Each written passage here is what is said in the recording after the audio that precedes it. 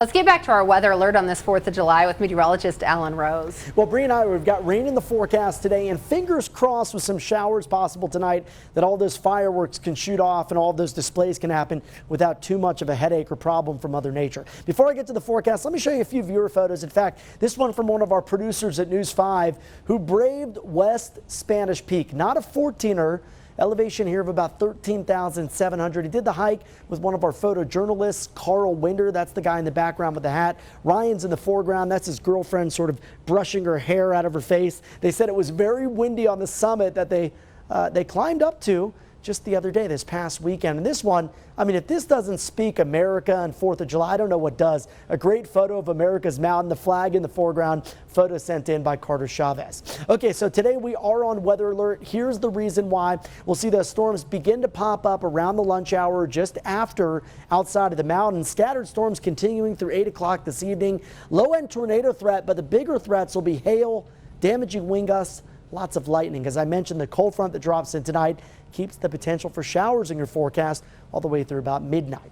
All right, here's a look at current temperatures as we're approaching 7 o'clock on your Tuesday morning. Already mild at 66 in Canyon City, a pair of 62s for the Springs and Pueblo. Currently in the mid-60s down towards Walsenburg and Trinidad. So you can see on FUTURECAST, here comes some of those isolated storms already developing around the lunch hour. As the storms move east, they move into a more energized, excited atmosphere, and that means those storms could pulse up and reach that strong to severe criteria. A little farther west, still dealing with that strong and severe threat as well through about sunset tonight. Once we get past sunset, the cold front drops through the area, and that keeps enough moisture, enough instability going that we can't rule out some of those showers and storms sticking around. And that's a little unusual, right? Typically after sunset, most of the rain comes to an end. Unfortunately, that's not going to be the case tonight. So we got to keep in the potential at least for a hit or miss shower, probably higher in the Springs than Pueblo. Pueblo's rain chances dropping off to around 30% after sunset. Pikes Peak region, they stay up around 40 to 50%.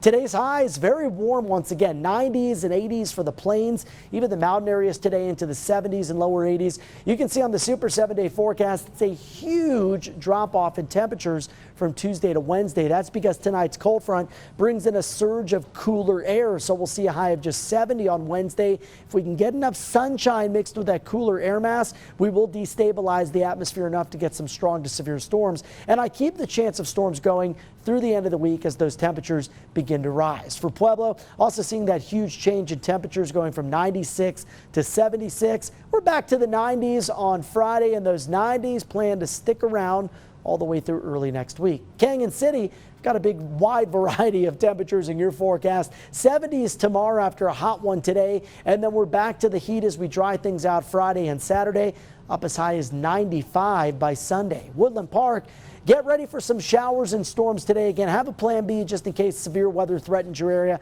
Similar story on Wednesday, but the shower threat continues here all the way through Saturday.